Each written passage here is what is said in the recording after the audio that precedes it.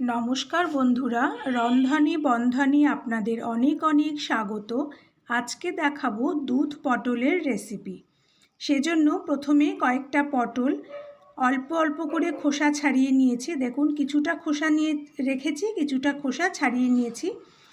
তারপরে পটলগুলোর দুদিক থেকে অল্প করে একটু কেটে নিয়েছি, যাতে মশলাগুলো খুব ভালো করে ভেতরে ঢুকতে পারে।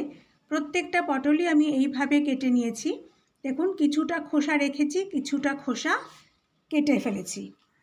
এরপরে পটলগুলোর গায়ে খুব ভালো করে নুনটা মাখিয়ে নিতে হবে। আমি হলুদ দিলাম না, হলুদ দিয়ে ভাজলে তেলটা কালো হয়ে যায় বলে আর হলুদ দিলাম না।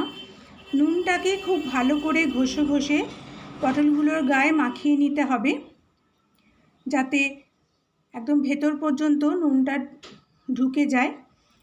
পটলগুলোর গায়ে নুন মাখানো হয়ে গেছে। এবার কড়াইতে কিছুটা তেল দিয়ে এক এক করে পটলগুলো এবার তেলের মধ্যে দিয়ে দেব।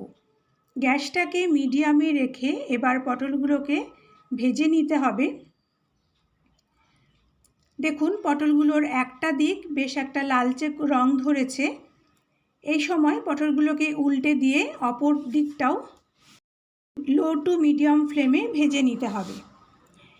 এর মধ্যে আমরা একটা মশলা তৈরি করে নেব। সেজন্য একটা বাটি নিয়েছি, বাটির মধ্যে নিয়ে নিলাম হাফ চামচ জিরে গুঁড়ো, হাফ চামচ ধনে গুঁড়ো আর সামান্য একটু 1/4 চামচ হলুদ। হলুদটা খুব বেশি দিলাম না, অল্প জল দিয়ে এবার একটা চামচের সাহায্যে গুঁড়ো মশলাগুলোকে জলের সঙ্গে খুব ভালো করে গুলিয়ে নিতে হবে। মশলাগুলো আমার গোলানো হয়ে গেছে। এবার বাটিটা একটা সাইডে রেখে দেব। অন্যদিকে পটলগুলো দেখুন খুব ভালো করে ভাজা হয়ে গেছে। এবার সবকটা পটল এবার তেল থেকে তুলে নেব।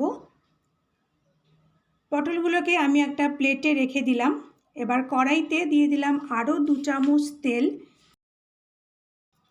তেলটা গরম হলে দিলাম একটা তেজপাতা, 1/4 চামচ সাদা জিরে আর 3 টুকরো দারচিনি, 3টে লবঙ্গ আর 2টো ছোটো এলাচ। এলাচগুলোকে আমি একটু ফাটিয়ে দিয়েছি। গ্যাসটাকে মিডিয়ামে রেখে ফোড়নটাকে কয়েক সেকেন্ড একটু তেলের মধ্যে নেড়ে নেব। তারপরে যে মশলাটা জলে গুলে রেখেছিলাম সেটা দিয়ে দিলাম। গ্যাসটা সিমে রেখেই মশলাটাকে এবার খুব ভালো করে কষিয়ে নিতে হবে। কিছুক্ষণ কষানোর পরে দিয়ে দিলাম স্বাদ অনুসারে নুন আর দিলাম হাফ চামচ চিনি। যেহেতু নিরামিষ রান্না তাই একটু চিনি দিলাম, টেস্টটা ভালো হবে তাতে। তবে নুনটা দেওয়ার সময় একটু বুঝে দেবেন, কারণ পটল ভাজার সময় নুন দিয়েছিলাম। গ্যাসটাকে সিমে রেখে মশলাটাকে খুব ভালো করে এবার কষিয়ে নিতে হবে। যখন তেল আর মশলা বেশ আলাদা হয়ে যাবে, দেখুন তেল থেকে মশলাটা আলাদা হয়ে গেছে, এই সময় ভেজে রাখা পটলগুলো এবার তেলের মধ্যে দিয়ে দেব। গ্যাসটাকে সিমে রেখেই এবার মশলার সঙ্গে পটলগুলোকে এই কয়েক সেকেন্ড একটু ভেজে নিতে হবে। তারপরে দিয়ে দেব 2 কাপ দুধ। দুধটা আমি ফুটিয়ে ঠান্ডা করে তারপরে দিয়েছি। তবে একটা কথা মনে রাখবেন, দুধটা দেওয়ার আগে গ্যাসটাকে একদম সিমে রেখে তারপরে দুধটা দেবেন, তা না হলে দুধটা কিন্তু কেটে যাওয়ার একটা সম্ভাবনা থেকে যায়। দুধটা দিয়ে খুব ভালো করে সমস্ত কিছু মিশিয়ে নেব। তারপর গ্যাসটা হাই করে ঢেকে দেব। ফুটে উঠলে 4-5টা কাঁচা লঙ্কা আগে থেকেই কেটে রেখেছিলাম, সেগুলো দিয়ে দিলাম। কাঁচা লঙ্কাটা দিয়েও আবার সব কিছুর সঙ্গে খুব ভালো করে মিশিয়ে নিয়ে এরপরে গ্যাসটা সিম করে 6-7 মিনিটের জন্য ঢেকে দেব। 6-7 মিনিট পরে এবারে দেখুন আমাদের পটল কিন্তু একদম সেদ্ধ হয়ে গেছে। এই সময় একটু নেড়ে দেব। তারপরে দিয়ে দেব 1 চামচ মতন গরম মশলার গুঁড়ো। গরম মশলাটা দিয়েও আবার সব কিছু খুব ভালো করে মিশিয়ে নিয়ে এবার গ্যাসটাকে হাই করে দেব। দিয়ে ঝোলটাকে একটু ফুটতে দেব। ঝোলটা ফুটে আসলে যখন একটু কমে যাবে পরিমাণে,